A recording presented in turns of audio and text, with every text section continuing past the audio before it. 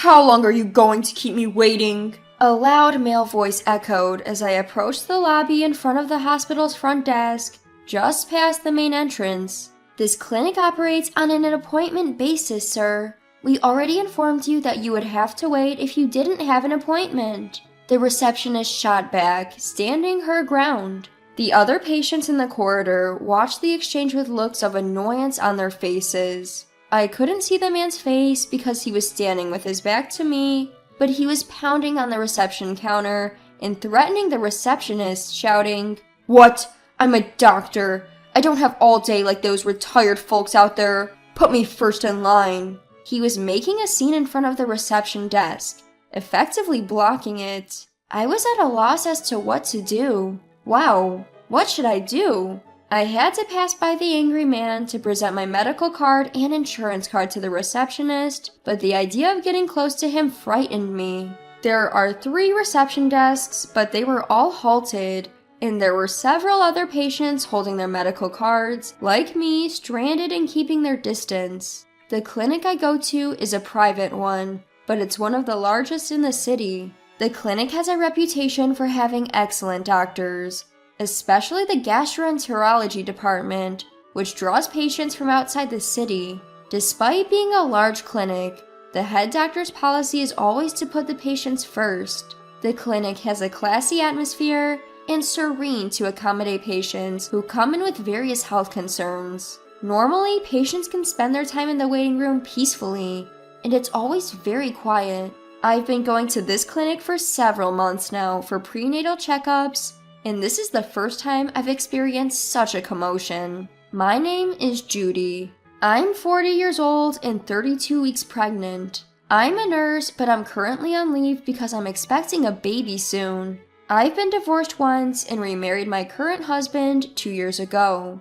With a baby on the way, I don't want to take any chances. I decided to come back another day. Just as I made that decision, a receptionist called out from a distance, "I can assist you here." I breathed a sigh of relief and headed towards her. By the time I finished the reception, the man was sitting sullenly on the sofa in front of the reception. I was relieved that the commotion had subsided, but with the man sitting down, his face was clearly visible. I thought he looked vaguely familiar, and then it hit me. It was my ex-husband. Why was he here? I was shocked and frozen in place. I hadn't seen him once since we divorced 7 years ago. He looked much older than I remembered and seemed to have gained quite a lot of weight. The huskiness in his recent outburst was reminiscent of a heavy drinker, making him hard to recognize at first. But there was no doubt about it. Feeling my gaze, my ex-husband looked up. As our eyes met, I abruptly turned my back. I wished he wouldn't notice me, but it was too late. "Hey, isn't that you, Judy?" I was reluctantly compelled to turn around by the loud call of my name from behind. Seeing me, my ex-husband burst into a stifled laugh. "It really is you. I knew it right away because your face hasn't changed. You've always looked older than your age. But what's with that belly? Are you pregnant? At your age? Gross, haha." His insensitive words left me frozen. I had no time or opportunity to retort. He was laughing alone and I couldn't see what was so amusing. Maybe he was venting his frustrations at me for not being given special treatment at the reception desk. He had always been like that. "Why are you here?" Instead of responding to his words, I asked a question. "Huh? Well, it's not important. Instead, did you get remarried? Which poor sap did you latch onto this time? Must be an idiot to fall for you. A total loser, I bet." Ignoring my question, he just belittled me. "You sure are skilled at berating yourself. You are my ex-husband, so you're basically saying that you're a total loser, aren't you?" I coolly responded, and my ex-husband's face turned beet red with rage. "That's why women, as they age, lose their charm and become useless. You used to be so meek and a big crybaby." Well, I hated being that person, so I changed. I'm not the same woman anymore. I won't be your punching bag anymore. When we were married, I was always the one who bore the brunt of his irrational anger. He was the worst kind of man, emotionally abusive to me whenever something bothered him. That was my ex-husband.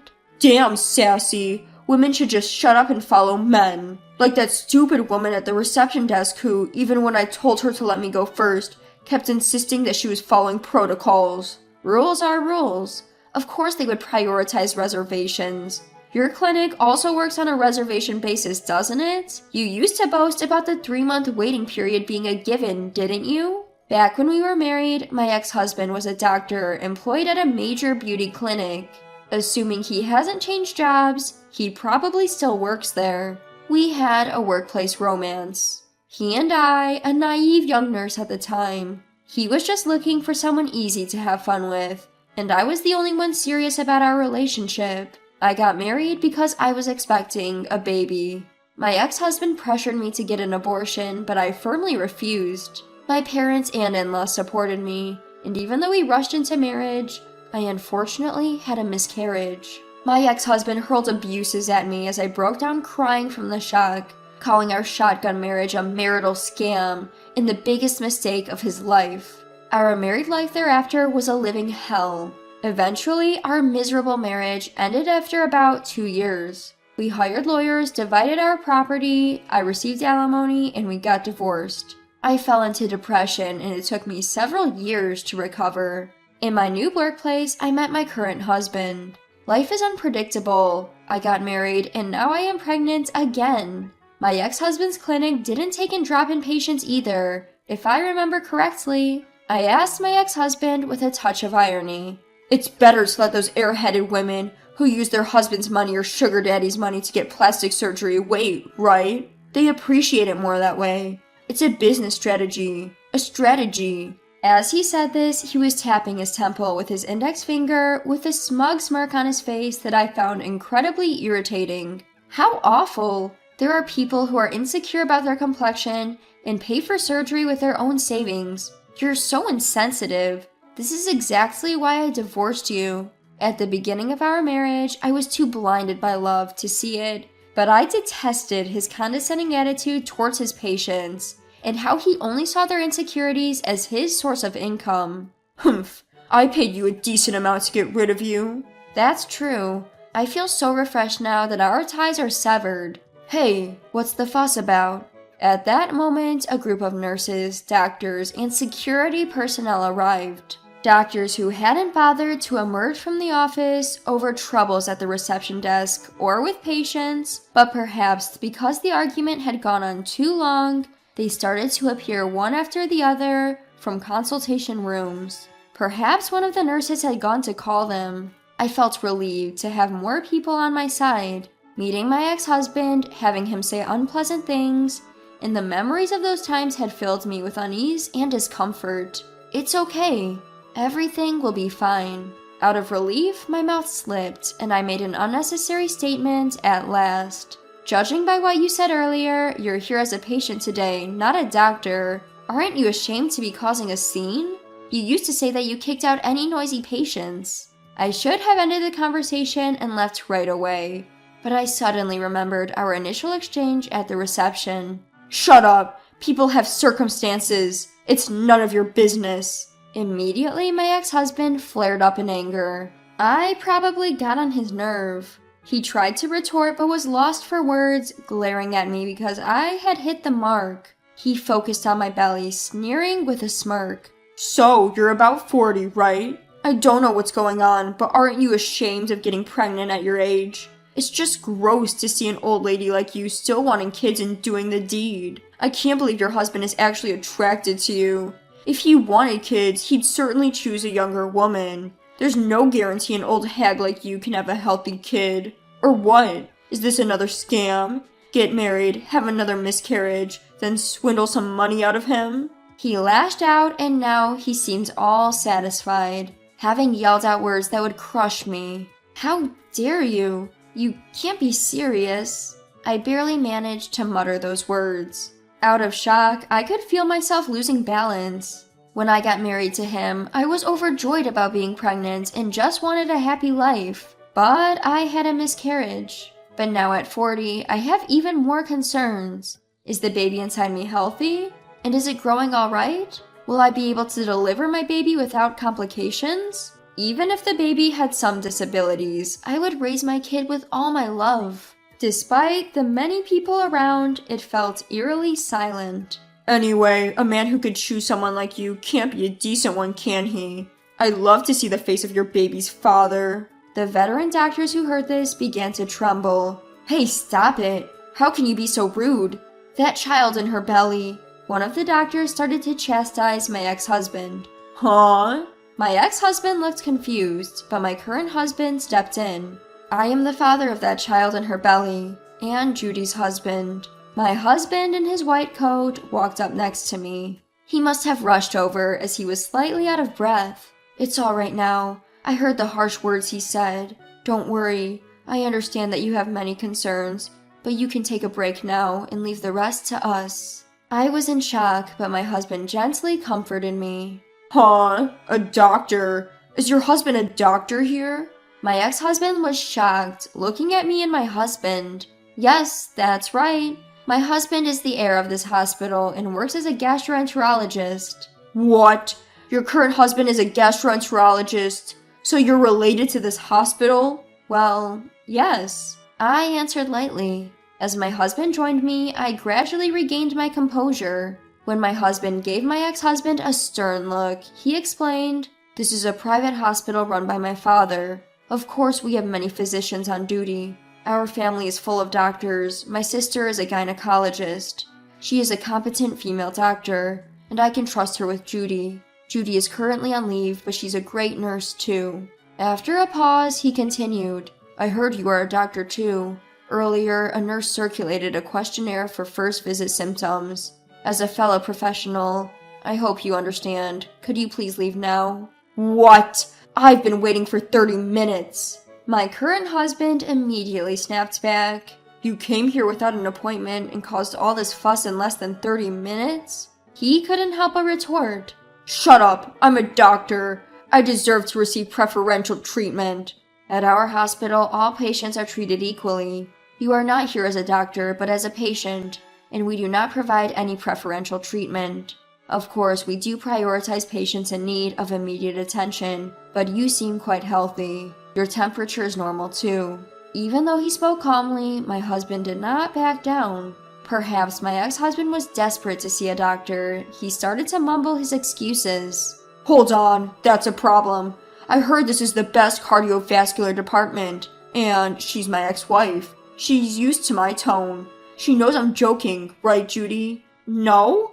I shake my head. No one gets used to verbal abuse. You don't talk to people like that as a joke. My husband immediately backed me up and turned to my ex-husband. I've heard about you from Judy before. Your emotional abuse and cheating was the reason for your divorce, and yet you're trying to hurt Judy again? As Judy's husband and a doctor, I cannot forgive you.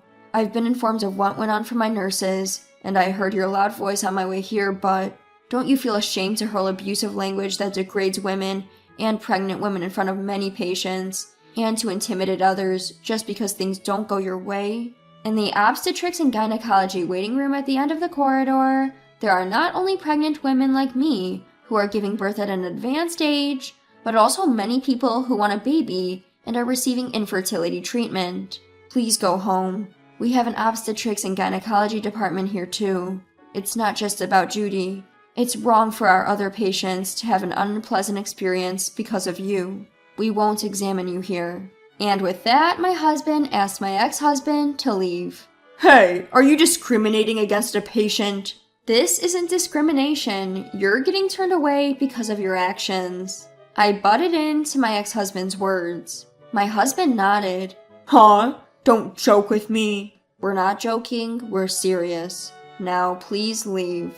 My husband pointed to the exit. Hey, Judy, talk to him for me. When my ex-husband said that to me, I replied coldly, Go home already. I told you before, we've cut our ties. After the verbal abuse I've had to endure from you, why would I want to do anything for you? You can strut around here all you want, but no one is going to listen to you. I felt a sudden sense of healing within me. Watching my pitiful ex-husband now, I started to feel glad that I cut ties with this man and divorced him. My life has completely changed being with my current husband, who respects me and takes care of me, compared to when I was with my ex-husband, who looked down on me and made my life miserable. I don't think I'll ever see my ex-husband again, but even if I do, his harsh words won't hurt me anymore.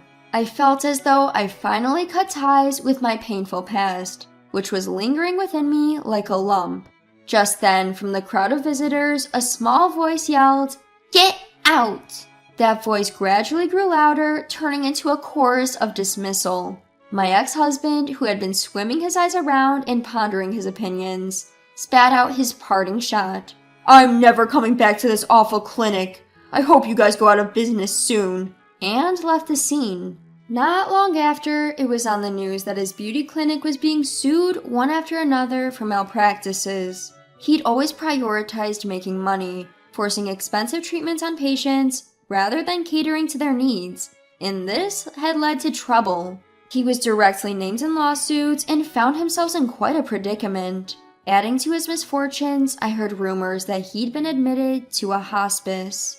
Despite being a doctor himself, he was neglectful of his own health and disliked hospitals. He never went for regular checkups, indulged in unhealthy habits, and brushed off any discomfort or minor ailments with self-prescribed medicines. But his condition had deteriorated beyond hope.